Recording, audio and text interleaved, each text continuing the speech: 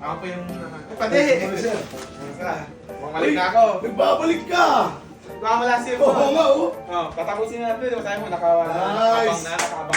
Ikaw pala yun! Ikaw pala yun! Kumusta? Okay naman, okay. All good sa? Sabi mo, boss, pagkabalik ko next time, nakabang na yan dito. Continuation na yan. Ako, continuation. Ay, bumalik na ako dito na. So ngayon, ano yung project natin? Ano yung idea mo dyan ngayon na magtulungan tayo? Gusto ko sana, boss, parang ganito eh. Ano naman? Oo, pwede ba yun? Pwede ba yung parang ganyan, yan. Something na similar. Ikaw na Sige. bahala. Ang Basta bahala may dyan. balbas dito Oo. siguro. Pero hindi ko alam, pwede kung anong pwede mong idagdag dito. Maliban kay Jesus, meron ko bang May isa ako nakita, parang si din, parang Saint Peter. No, sige. Pero iba na may itsura niya. Kunin ko lang yung Parang ganyan yung mga itsura ni Saint Peter, may hawak na susi. Parang ganyan. Pero ikaw na pati kung paano mapapagkakasya. Basta yung idea. Ito, maganda to, maganda to. Maganda ang atake nito. Maganda nga to eh. Ito Oo. nga yung naisa ko. Pasok natin dito sa ilalim. Sa ilalim. Oo, para yung kamay niya, pasisilipin ko lang dito para dito yung susi. Tapos yung sa harap dito, Ayan, buong na yan, buong mukha na ni Jesus yung maglalagay na tayo ng sa tingnan ibabaw. mo, kaya yun? Kaya yan, sir. Tapos ganyan, parang si St. Peter, maganda may hawak na susi nung... Gaganda yung atake nito. Kita mo? So, pipursay mo ako ng isang araw, tapos dyan 2 araw. Alam mo, okay lang. Boss. Para magawa natin ng Ayos. Oh, Ha? sige, walang Sige, problema. research ako ng Diyos Sige, muna. sige. Ito, boss, tingnan mo to. Oh, ganda niyan. Tama. Di ba? Oo. Hindi na siya, parang hindi masakit sa mata na maraming nangyayari. Tapos match din sa audition. Opo, doon sa pinaka ginawa natin sa ilalim. Magkaroon siya na ngayon ng lalim. Tapos dito, possible dito magkaroon lang tayo ng konting smoke kasi nga meron tayong smoke dito para, mag-blend lang. Oo. Tama. Tsaka doon sa may likod ni, pupasok naman ni St. Peter, di ba? So dito, okay na tayo, no? Okay na, okay yan. Sa akin, okay ako rito. Okay ako Ikaw, dyan. Happy okay ako ka dyan. dyan? Happy Sige, ako good. dyan.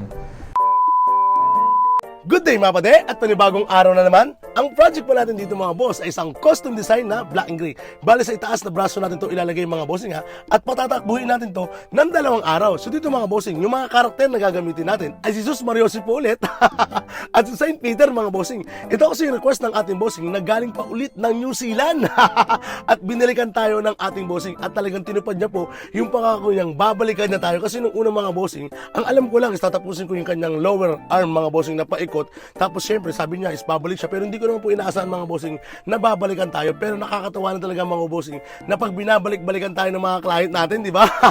Ibig sabihin ng mga bosses talaga nakuha natin yung tiwala nila at siguro naman masasabi natin na natuwa rin po sila doon sa mga ating mga pinaggagawa. Dito ay binanggit ng ating bossing na gusto niya sanang kunin ng 1 araw yung paikot na to. Kaso nga lang sinabihan ko siya na huwag natin gawin yun. Mas maganda siguro is mag-take time tayo dito kasi nga po malaki pa po yung natitirang braso.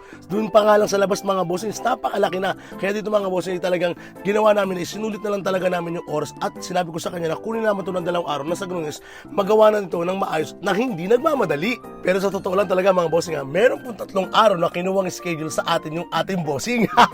At yung isa doon mga bossing ay ilalagay pa rin natin doon sa ilalim ng kanyang kilikili kung saan may pinakamasakit kapag tinatatuan na. So yun mga boss, ito yung project natin ngayong araw. So meron tayong half sleeve, wrap around na black and gray. Pero mga bossing, yung bossing natin ay nagbabalik kasi last time, ginawa natin siya rito sa kanyang ilalim. So parang continuation na po ito para mabuo natin yung kanyang full sleeve. So ito po yung gawa natin sa kanya. After 1 year mga bossing, nagbabalik ulit siya at medyo nabitin ang ating bossing. Grabe, ang tibay nito. Bali, ang project natin ngayong araw mga bossing, half sleeve wrap around. Bali, ito muna gagawin natin ngayong araw. Tapos kinabukasan, doon naman tayo sa ilalim. So, ito yung request ng ating bossing from New Zealand, boss. New Zealand. Alright. So, nagbabalik ang ating bossing after a year. So, yun mga boss, hindi na natin ito patatagalin pa. Ang project natin ay continuation na ng ating binubuong full sleeve wrap around na black and gray. Custom design mga bossing Game. At ayun na nga, game na tayo. So dito mga bossing, medyo jam-pack po yung araw natin ngayon. Medyo dinumog tayo ngayon ulit mga bossing So dito meron po tayo isang kliyente na kapatid po ng ating tinatatuan ngayong araw. At meron po tayo dyan ng walk-in. At nagpapasalamat po kami talaga mga bossing dahil kami po inyong pinagkakatiwalaan na. Lalo-lalo doon sa ating mga co-artists mga bossing Kasi itong mga co-artists ating mga bossing, hindi naman yun makakapasok sa atin nang wala silang kargada. So sana po mga bossing, pagkatiwalaan nyo po sila. Malaking bagay na po yun para sa amin mga bossing. At malaking tulong po po yun sa amin. Kaya dyan po sa ating mga bossing na nagbabalak magpatato ha. Mga bossing, message naman po kayo mga bossing dito sa amin ha. At kung sakasakali hindi ko po kayo mabibigyan mga bossing, andyan po yung mga artist natin na handang umalalay para sa inyo. At andyan din po ako mga bossing ha. Nandyan din po ako sa likod ninyo mga bossing na aalalay at aasin dyan kung sakasakali meron kayong ibang katanungan about dun po sa design na ipapagawa ninyo. So dito mga bossing, andyan po isang co-artist natin na gumagawa rin po ng half sleeve na black and gray. So yan po yung request ng ating bossing na kapatid po ng ating tinatatuan nga po. At para doon naman po sa isang client natin mga bossing na nag-walk-in, dito ang kanyang reference ay galing po sa anime na One Piece. Bali ang pinagaya po niyang tattoo ay yung kay Ace, pero hindi po natin ginaya mismo yung tattoo ni Ace mga bossing nga. Bali yun yung pinagbasihan natin para makagawa tayo ng panibagong design, kasi yun din po ang gusto ng ating bossing at ayaw naman po niya na gayahin po talaga yung mismong tattoo ni Ace. So ito pala ang ating finished product mga boss, at total of 9 hours. O diba, grabe ang tibay ni sir. Sa totoo lang talaga mga boss nga, hindi talaga siya nagpakita ng kahit na anong pagniwi. Nasarap-sarap sanang makunan ng video nang maipost ko rin.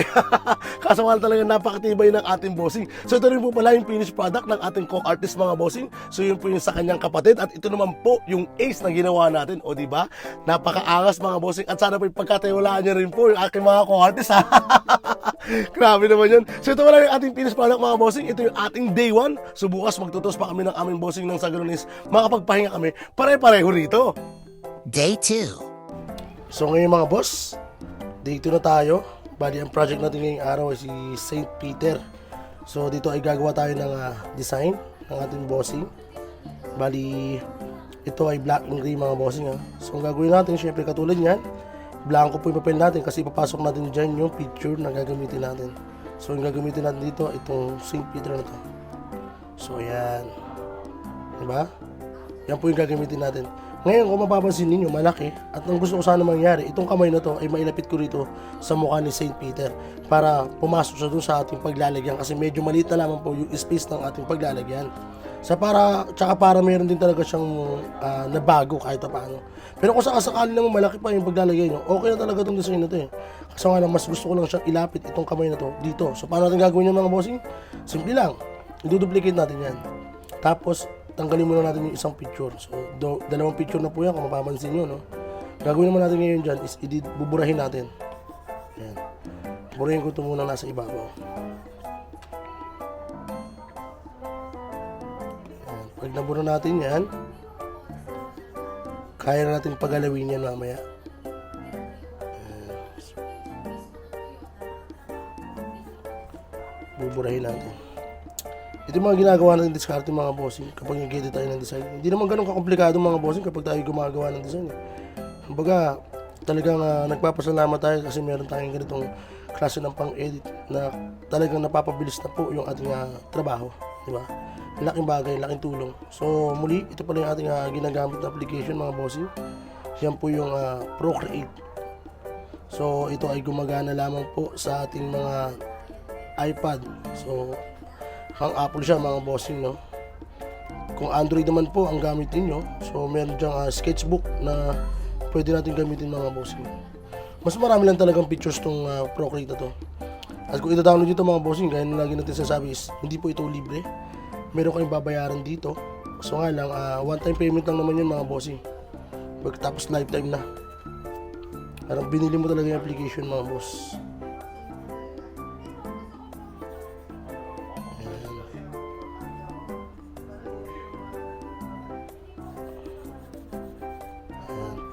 So okay na, no? Natanggal na natin. Ngayon, buksan naman natin ulit yung isang picture.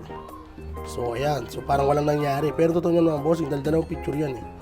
Ngayon, pwede ko nang galawin ngayon yung ating ginawang kamay. So ayan, plano ko ilapit dito yan eh.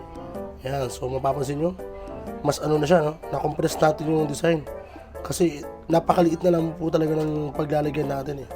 Ngayon, para ma-delete ko naman po yung nasa ilalim, itong nanditong lumabas sa daliri niya, pumunta naman tayo dito sa layer ng isang picture para burahin.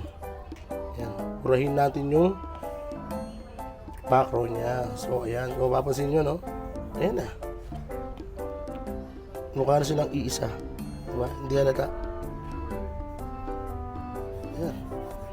Ngayon, para mas makontrol na natin silang dalawa, kailangan natin silang pagsamahin. So, nang pagsama na natin siya, Ngayon, ang gagawin naman natin dyan, syempre, magagalaw na natin yan. Katulad yan, nagagalaw ko na. Dahil nga, iisa na sila. Tapos ngayon, buburahin ko na ulit talaga. Para sabay na sila. Ayan, diba? So, ang kailangan ko lang naman yung dulo ng susi tsaka tong daliri niya. Kaya, ganyan po yung ginawa nating layout. So yun mga boss, ito yung nagawa nating design. Ngayon, gaya na sinabi natin, medyo limitado na lamang po yung space ng ating paglalagyan. Kaya kailangan talagang i-adjust yung ating design nang sa ganun is mag-fit dito. So nakita nyo naman po, ito yung gawa pala natin kahapon. So ayan, bali ito yung ating day 2 ngayong araw mga bossing. So simple lang ulit, ganun lang, kaya na lagi natin ginagawa. Kailangan lang tansyahin yung position. Nang sa ganun is malis yung ating pagkakamali. Sabay yung gamit naman ng ating Black Magic na stencil solution na makapit pa sa ex mo. Ayaw bumitiw. Talagang nangungulit pa rin.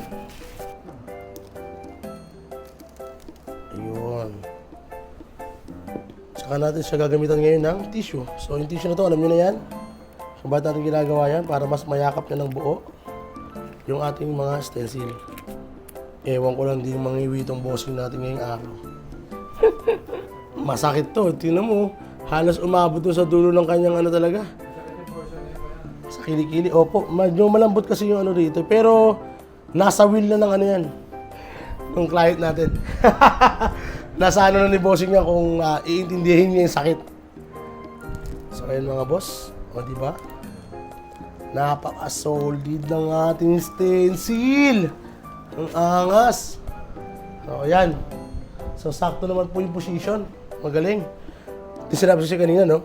So, bali ito, naka-overlap na, tapos nalabas yung susi, tapos yung daliri niya. Yun lang talaga yung makukuha natin.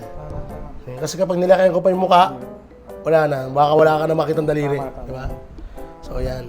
So, yun mga boss, ito yung project natin ngayong araw. Bali, day 2 na to. Pangalawang araw na natin ito, mga bossing, ha. Ito yung gawa natin kahapon. Meron tayo dyang Zeus. Tapos dito sa ilalim naman po, meron tayo dito ilalagay na St. Peter. So ito yung project natin ngayong araw. Isasarado na natin ito ngayong araw mga bossing. So dito pala ulit, gaya na sinabi natin sa naunang video mga bossing, bali kung tutuusin, ito po ay naging full sleeve project na natin ngayon mga bossing dahil itong gawa natin last year sa kanya. So natuwa yung ating bossing, medyo naburyong at na-miss yung karayom kaya pinabuo niya na. Diba?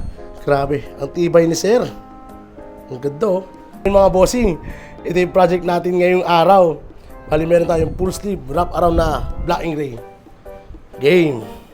At ayun na nga, day 2 na tayo mga bossing. So dito mga bossing is nag-uubusan na naman po kami ng lakas ng ating bossing. Gawa nga po, nandun na tayo sa ilalim ng kanyang kilikili mga bossing. Kung saan manipis din po kasi ang balat. At mapapansin nyo mga bossing is mabilis na pong namumula yung balat niya kasi gawa nga po yung namumula na rin po yung paligid nung tinatuan natin kahapon. Kaya talagang mga bossing hanggat maaari talagang nag-double thing tayo rito. Nang sa ganun nga po is malesen ko rin po o matulungan ko po yung sakit na nararamdaman ng ating bossing. Dito mga bossing, yung bilis lamang po yung kaya kong maitulong sa inyo. Kaya baga tiis-tiis lang mga bossing ha. Kasi nga talagang matatapos din naman natin to. At ginusto nyo yan eh. Wala naman tayo magagawa ng mga bossing. At masakit din po talaga ang tattoo. Kaya talagang mga bossing sa part na yan is tiis-tiis lang mga bossing. Talagang isipin nyo na lang na matatapos din to. At habang tinatatoan lang kayo masakit kasi after naman ng session mga bossing is talagang mawawala naman po yung sakit at talagang worth it yung sakit na inabot ninyo. So ito pala ang ating finished product mga boss.